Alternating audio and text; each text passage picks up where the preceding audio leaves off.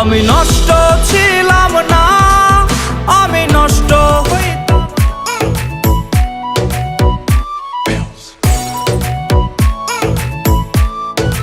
Hello everyone, কেমন আছেন সবাই? আশা করি অনেক ভালো আছেন।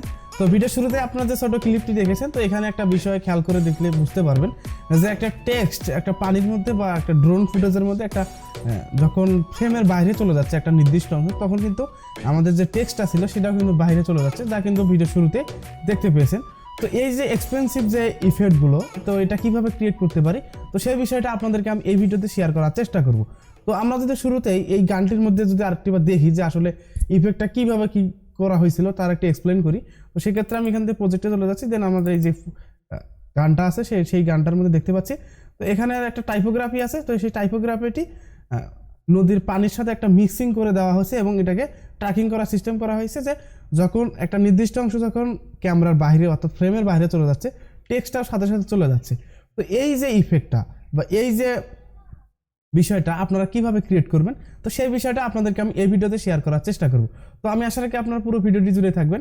তো এখানে আর কথা নয়, চলুন শুরু করা যাক। তো ভিডিও শুরু করার আগে একটি কথা বলে নিচ্ছি, আপনি যদি আমাদের চ্যানেল নতুন হয়ে থাকেন তো প্লিজ দ্য সাবস্ক্রাইব বাটন, আর যদি অলরেডি সাবস্ক্রাইব করে থাকেন থ্যাংক ইউ সো মাচ।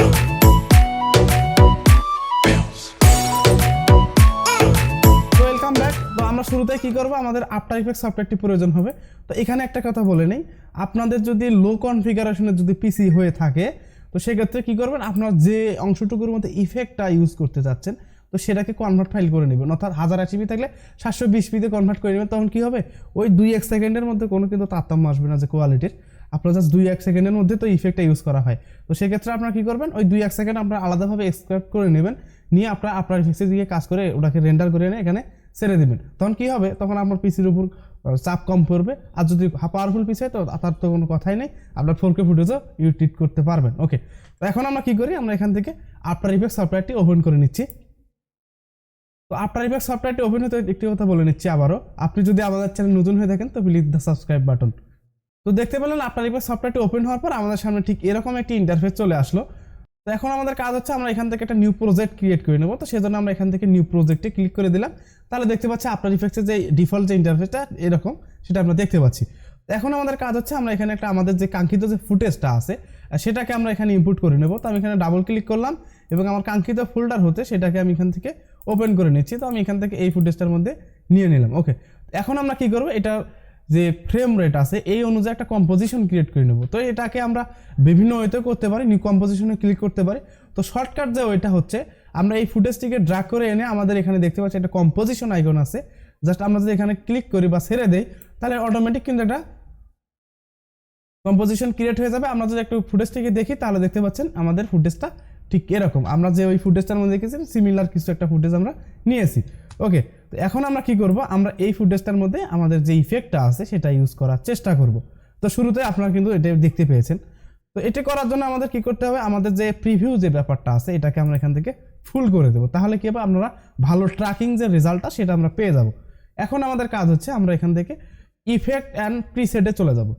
তো এই অপশনটি যদি আপনারা এখানে খুঁজে না পান তো সেক্ষেত্রে কি করতে পারেন, আপনারা এখান থেকে উইন্ডোতে যাবেন, দেন আমরা এখানে দেখতে পাচ্ছি ইফেক্ট অ্যান্ড প্রিসেট, অথবা কিবোর্ড থেকে কন্ট্রোল চেপে ধরে 5 বাটনে প্রেস করলে আপনারা এই অপশনটি পেয়ে যাবেন। তো এখন আমরা এখানে লিখবো 3D ক্যামেরা ট্র্যাকার। এটা লিখে সার্চ করলে এটা আমাদের আফটার ইফেক্টসের ডিফল্ট একটি ফিচার, আপনারা সব ভার্সনে পেয়ে যাবেন। তো জাস্ট আমরা কি করব, এই যে ইফেক্টটা আছে এটাকে জাস্ট ড্র্যাগ করে এনে আমাদের ভিডিওর উপরে ছেড়ে দেবো। ওকে, তো আমরা একটু দেখতে পাচ্ছি এটা কিন্তু অ্যানালাইসিস ব্যাকগ্রাউন্ড স্টেপ 1-2 দেখাচ্ছে। তো আমরা যদি একটু বাম পাশে খেয়াল করে দেখি তাহলে দেখতে পাচ্ছি ইনস্টলিং দেখাচ্ছে। তো এই যে ব্যাপারটা হচ্ছে, এই যে রেন্ডারিং যে ব্যাপারটা হচ্ছে, এটা আপনার যত ভালো পিসি কনফিগারেশন হবে অত খুব দ্রুত গতিতে এটা হয়ে যাবে। তো এখন কথা হচ্ছে, আমি শুরুতেই কিন্তু বলেছিলাম যদি আপনাদের লো কনফিগারেশনে যদি পিসি হয়ে থাকে তো সেক্ষেত্রে আপনার ওই 2 সেকেন্ডের যে অংশটুকু আছে সেটাকে কনভার্ট করে নিয়ে জাস্ট এটা এইটুকু কাজটা করে নেবেন। ওকে, তো এখন দেখতে পাচ্ছি আমরা কিন্তু বেশ কিছু অ্যাঙ্কর পয়েন্ট বা কিছু কিছু পয়েন্ট আমরা এখানে দেখতে পাচ্ছি। তো আমরা কি করবো, আমরা এখান থেকে একটা নির্দিষ্ট অ্যাঙ্কর পয়েন্ট বেছে নেব যেটা থেকে আমাদের যে টেক্সটটা বা যে ফটোটা আছে সেটা আমরা এখান থেকে ট্র্যাকিং করতে পারি। তো ধরুন আমরা এখানে একটা ট্র্যাকিং করে নিছি, তো আমরা কি করবো, এটার উপর রাইট বাটন ক্লিক করে আমরা এখান থেকে ক্রিয়েট নাল অ্যান্ড ক্যামেরা, তো আমরা এটা দিতে পারি। তো আমরা এখান থেকে এটা না দিয়ে আমরা একটু ভিতরের দিক থেকে নেই, তো আমরা জাস্ট একটু বেশিক্ষণ রাখবো আমাদের এই অবজেক্টটাকে আমাদের ফুটেজের ফ্রেমের ভিতরে। তো সেক্ষেত্রে আমরা এখান থেকে এটি সিলেক্ট করার পর ক্রিয়েট নাল অ্যান্ড ক্যামেরাতে ক্লিক করে দেবো। তাহলে দেখতে পাচ্ছি এখানে কিন্তু 2টা লেয়ার ক্রিয়েট হয়ে গেল। এখন আমাদের কাজ হচ্ছে আমরা এখান থেকে প্রজেক্ট প্যানেলে চলে যাব। তো প্রজেক্ট প্যানেল আসার পর আমরা যে লোগোটি বা যে টেক্সটটা এখানে ইনপুট করতে চাই, তো সেইটা আমরা এখানে ইনপুট করে নেব।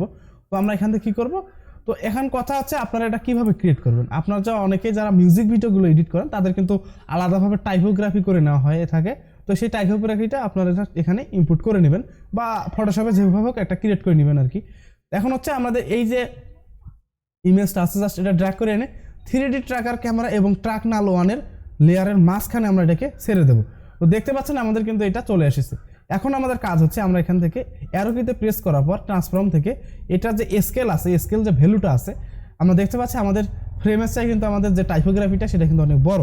তো আমরা সেক্ষেত্রে স্কেল পজিশন থেকে আমরা এটাকে একটু ছোট করে দেবো এবং আমরা এটাকে ম্যানুয়ালও করতে পারি। তো আমরা জাস্ট এটাকে এইভাবেই করে দিচ্ছি।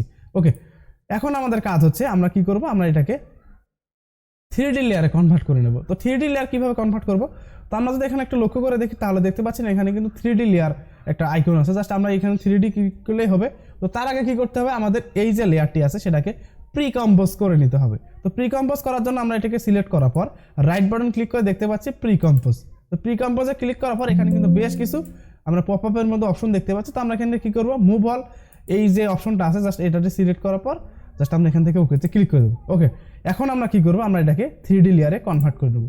ওকে, তাহলে দেখতে পাচ্ছি আমাদের কিন্তু এটা 3D লেয়ার হয়ে গেল। এখন যদি আমরা এটাকে জাস্ট একটু যদি দেখি তাহলে দেখতে পাচ্ছেন অলরেডি কিন্তু ট্র্যাকিং হয়ে গেছে। ওকে, তো এখন আমরা কি করব, আমরা এটাকে পানির সাথে মিক্সিং করবো, যেটা আমরা ওই ভিডিওর মধ্যে দেখেছিলাম। তো এটাকে কীভাবে করবো, তো তার আগে আমাদের এটাকে 3D লেয়ার থেকে আমরা এটাকে ওয়ার্প করে নেবো আর কি, যেটাকে বলি আমরা রোটেশন বা যাই হোক যেটা আমরা যেভাবে বুঝি। তো আমরা কি করবো, আমরা এটাকে এইভাবে আমরা এটাকে একটু ঠিকঠাক করে নেব। তো আমরা এখান থেকে ম্যানুয়ালে করতে পারি অথবা এইভাবে প্যারামিটারগুলো দিয়ে আমরা করতে পারি। তো আমরা এখান থেকে একটু করে নিচ্ছি। তো মোটামুটিভাবে আমার এটাই হলেই হবে আশা করা যায়। তো আমি এখন কি করব, আমরা এটার মধ্যে আমাদের যে কাঙ্ক্ষিত যে ইফেক্টটা আছে সেটা আমরা এখান থেকে ইউজ করার চেষ্টা করব।